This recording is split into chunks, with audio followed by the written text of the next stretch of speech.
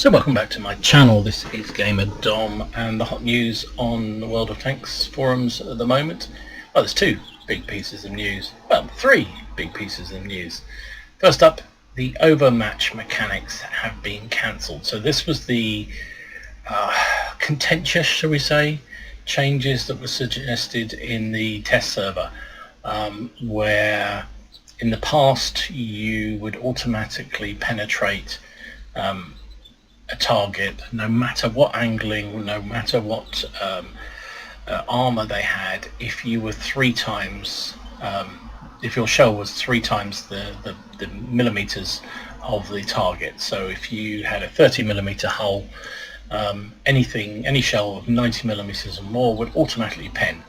And the reason why Wargaming had been changing this, or proposing to change this, was primarily because of the Swedish tanks. Now, most of the Swedish tanks have very limited armor, but they have extremely good angling. So even sort of top tier TD, which has something, if memory serves, 50 millimeters of armor, but it's extremely well angled and with bouncy shots all over the place because of it. Now the problem is, or what was perceived to be the problem, was that this had an unintended effect on other tanks that are currently in the game. So one of the most commonly talked about was the Object 140, the tier 10 Russian medium tank, which has a very thin turret, and one of the ways you penned it was you fired down on that turret. Now with the changes to the overmatched system, those shots would no longer penetrate. They would bounce off no matter what the caliber of the shell is. Similarly, the IS-3 has that very well-known weak spot just above the gun, which, as memory serves, is 30 millimeters thick, and you can put a big shell through that, no matter, as long as it's a big shell of 90 millimeters or more, and it would automatically pen. And if it was HE, boy, could you recognize 3. Now that would disappear under these changes. However, there was such an outcry that Wargaming have decided to put those changes, well, not just put them on hold, but cancel them entirely. So it's going to be interesting to see what happens with this, because that would be a significant nerf to all the Swedish tanks, because their trait, if you like, is the fact they have very limited armor, and if you're going to take away that new bounce ability, that's a bit of a problem. And as is reported here in the Daily Bounce, I, like the guy who writes this blog, wonder whether this is actually a good thing, because for ages people have been moaning about the fact that heavy armor has no role to be in the game anymore, and that high velocity guns are able to sit back and just snipe at heavy tanks and just take them out from distance. And what's the point of armor? Now, the effect of this change to the mechanics, if you like, meant that stronger tanks, as well as weaker armored tanks, got stronger. It's harder to pen them, and so it kind of works against what everyone's been arguing in some ways. However, you know, there was a video I think Quihive put up where he bounced a shell in the side from can't remember which it was, but a very high caliber gun in a Scorpion American tier 7 TD, which has like 1 millimeter of armor, and clearly that's not right either. So anyway, it's what is done is done. This has now been cancelled, so I have very mixed feelings on it, and it'd be very interesting to see what impact this has on the Swedish tanks. It could have just made them even less popular than they were going to be already, having had their nerfs that have come out this week. So that's another topic. So I did a video a couple of days ago about the changes to the medium and the heavy tanks on the Swedish line. And basically 7, 8, 9 and 10 have all been nerfed, in some cases quite significantly, mainly around their top end, or their power to weight ratio, so the speed that they get get up to full speed has been nerfed, so they're a lot slower to get away. While their top speeds haven't changed, it'll take them a lot longer, if ever, to get up to those top speeds that they have in the book. Similarly, certainly for the autoloaders, the reload time between shells has been increased considerably, so it's a lot of time before the next shell is ready to go, and also increased time in loading the next drum has gone up considerably, particularly for the tier 10. The tier 9 and tier 10 also had nerfs to their hull armor, so their turrets are still titanium, but the hulls have been reduced as well. But on the back of that, they've also decided to look at the Swedish TDs, and the tier 9 and tier 10 have also received changes. So I won't go through all of these individually, but basically time to enter siege mode and come out of siege mode has improved on the tier 9. It's got easier. The accuracy has been reduced. They were like ridiculously accurate before. Some of the changes around whether your things improved because you reload times and so forth improved when you're in siege mode as opposed to not being in siege mode. Now they've all been standardized as the same.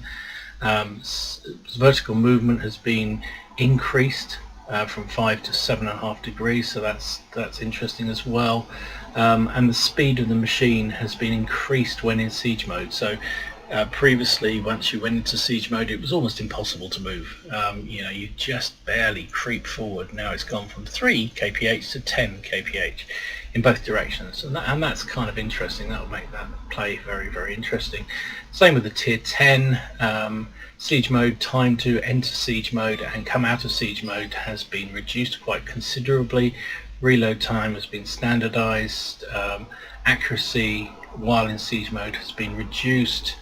Yeah, all the different things. Basically it's the same as the tier 9. So it's interesting to see they've made some quite significant buffs in this case to the TDs, which is interesting. But they're going to need it with those changing those siege with the ricochet mechanics. The TDs are going to be a lot more susceptible to being hit by enemy fire and seriously damaged. So we'll see what changes that makes. I might do a video and go through some of those later on when I get time, and show off what I think the changes have been to those TDs. So next up, this will absolutely stun a lot of people out there. I know it sort of does for me as well. Wargame have lived up to what they said they were going to do on illegal mods, and they have started to ban players for their initial bans of 7 days, based on using their research into who's using illegal mods, and it's actually a reasonable number of them. So Rita's blog here, status report, suggests that in total in Russia just shy of 16,000 players have been banned. In the North American server 252 have been banned, EU just shy of 3,000, and Southeast Asia 115. So those bans have already gone out, people have been notified, and their accounts suspended for 7 days. And if they continue to be deemed to be using those mods, or any mods that were deemed to be illegal, they will be banned permanently. So it seems the lion has woken up and roared, which I think is good. We'll all agree. What's interesting with these letters, you can't quite see it here, but basically there is no appeal. This is Wargaming have made the decision. They say they have proof, and tough titties if you don't agree with it. Although they also think I'm a little bit concerned about, they don't actually tell you, from what I've seen, what the specific one you're using is wrong. Now in some cases players will know, but in other cases I bet there's a few who have been using something quite harmlessly, didn't realise that it was illegal.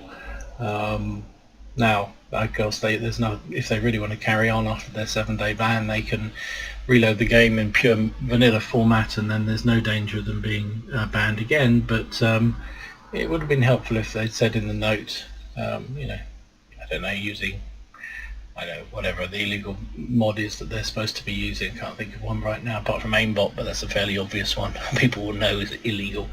Anyway, interesting they've gone ahead and done this.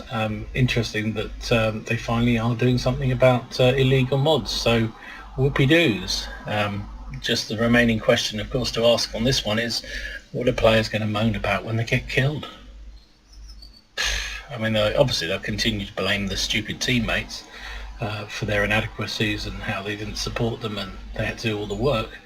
But alongside that, you know, you used to be able to moan about auto bots and auto aims and warpack players and hacks and all this. Is that going to be possible? More hot news on Wargaming at the moment is that as of the 1st of December we'll have the joy and excitement of being able to spend excessive amounts of money on the game again. So the Advent Calendar 2016 will start up. For those of the newer players who haven't seen this before, it's something Wargaming do every year. So on each day a box is opened on the website and that reveals a new offer in the shop. As is always the case with Wargaming's offers, some are better offers than others, but there are actually genuinely some quite good offers there. They can be anything from premium time bundles, gold, special tanks, old tanks, and ultimately they often sell at least one special tank that hasn't been seen before at some point during the day. And obviously what they're hoping is that you buy stuff on individual days of the calendar and don't sort of wait for a big sale at the end and just pick and choose, that you might actually end up buying more than you expected. And probably that's true to a point. So anyway, it starts on the 1st, it will run through to the 31st of December. We will see what comes up, but I can guarantee you as sure as eggs is eggs that the Panzer 2J, the OP little tier, whatever it is, 4 German light tank that can't be penned by pretty much anything in the game, will go on sale in a ridiculous bundle costing just shy of £100, because that happens every single year. Talking about special tanks and premiums, this little thing has been spotted. This is the Panzer 2P, Panzer 2 Premium. This has been spotted on the Super Test doing the rounds. It's a Tier 7 German heavy tank, 1500 hit points, 700 horsepower engine, 70 tons, power of 10 point something, so not brilliant, maximum speed of 38, hull traverse of 20, turret traverse of 24, view range of 380, armor 150 at the front on the hull and 180 on the turret, and it's got an 88 light 71 gun which has 240 penetration for 203 penetration for 240 damage, with a rate of fire of 6.9 rounds per minute and pretty good aim time. So yeah, I don't know what to say. It looks very similar to the Tiger 2 but at a tier lower. Do we really need another premium in the game? Well, it doesn't really seem to matter. We're going to get one anyway, but this is in I guess super test, so pre-test, so it'll be a little while probably before we see it anywhere, but interesting, yet another premium. And talking about yet another premium, this one just missed the last little news update that I did. The Tier 8 American heavy tank, the Chrysler K, has been added to the super test, and indeed I believe the stats have been added into the game on the test server, although we can't actually get to them unless you have the access. So it's a Tier 8 American heavy tank, 1500 hit points, 380 view range, top speed is 30, standard shell penetration 198, which is pretty tardy, 320, actually not pretty tardy, it's just nothing special, 320 damage. Looks like it's going to have a fairly big slug of armor, which is kind of useful because that looks to be its main asset from what I can see of this thing. So we've got 114 hull armor at the front and 228 on the turret, and it's a rear mounted turret. Weird looking tank. Let's have a look at it there. So this is the Chrysler K. So yeah, this is in super test as well, so we'll see whether we get this. My betting is that this may be the little surprise special premium that comes out at Christmas, but we'll see. So last up, you saw my little moan about the T-34B tank that's coming to the game, and how I think it's a monumental waste of money, and Wargaming being a little bit disingenuous, to say the least, was selling this thing. It's effectively just, well, it is not effectively, it is a standard T-34 tank with a black camo job over it and with a B put beside its name, so it's T-34B. The bundles that they're selling this at are a disgrace. You can't buy it individually, you can only buy it in those bundles. They claim there are all kinds of sales and amounts off, but in reality they aren't, because they force you to buy a whole load of other stuff as well as the tank if you want that tank. And it pisses me off frankly, that tank collectors of this game, and there are players who want to get every tank in the game, and yeah, they're kind of being strong-armed into buying this fairly mediocre tier 8 heavy heavy American tank, because they have to get this bundle, which costs a ridiculous amount of money. And the rumour is there'll be an IS-3, a MUTS, maybe an ISU 122S, all in black as well. And the simple fact is you can go and buy, well, you don't even have to buy, you can go and download a skin to put on any of your tanks if you don't like them, for free from some of the skin producers. Just do a quick Google search, be careful obviously where you go to, but you can get a skin that you can put over your T-34 and make it pink if you wanted to. Actually, I don't know whether you can or not, but whatever. You can certainly get black ones, and if you couldn't before this, you definitely can now without costing a penny. And so why do you want to spend a ridiculous amount of money for a fairly substandard tank anyway? But the other thing, one of the few things that they said had an advantage with this tank, was that the black camo kind of counted as a normal camo in all the appropriate seasons. So you couldn't add camo to this tank. It came with black, and that was all it ever could have.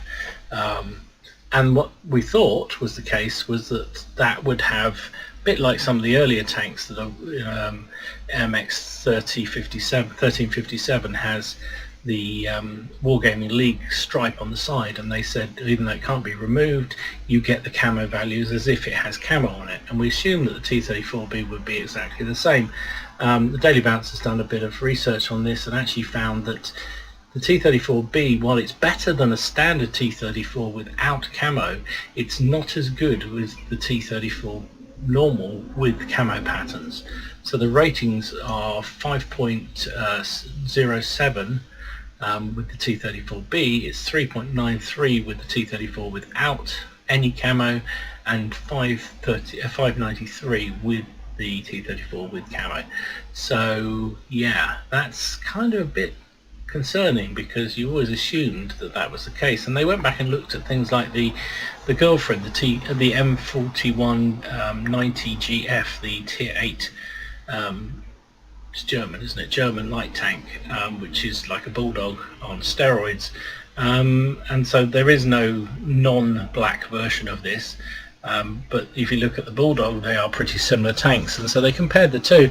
And again, the black dog, the black version, doesn't come out as well as a bulldog with standard camo, and it's better than a bulldog without any camo, but actually in that case it's identical. So that's a bit concerning, because that was always the assumption, and you can't add camo, so that makes any tank with a permanent paint job on it less appealing, and more annoying why they don't sell the damn things au naturel and you can just add your own camo.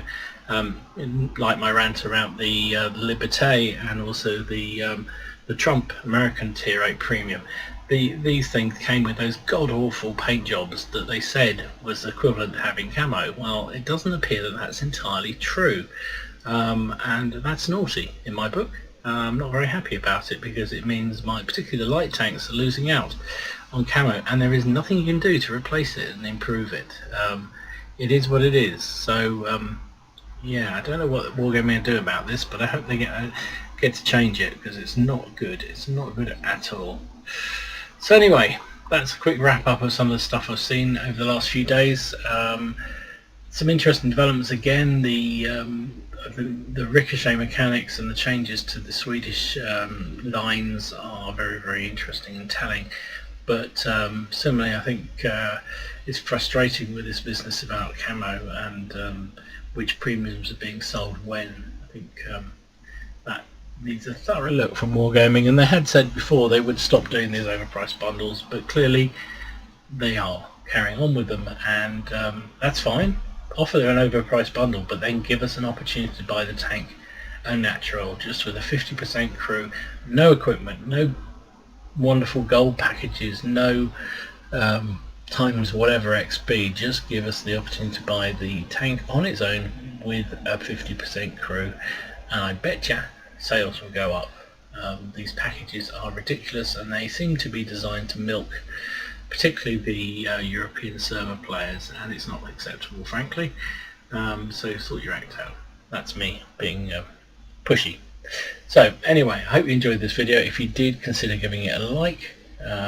Click the button down below, costs you nothing, and if you haven't already done so, subscribe to the channel. Really, really helps, and I'd be very grateful for the follows there. In the meantime, have fun with your games, enjoy yourselves. Remember, it's just a game, and try not to take it too seriously. Gamer Dom.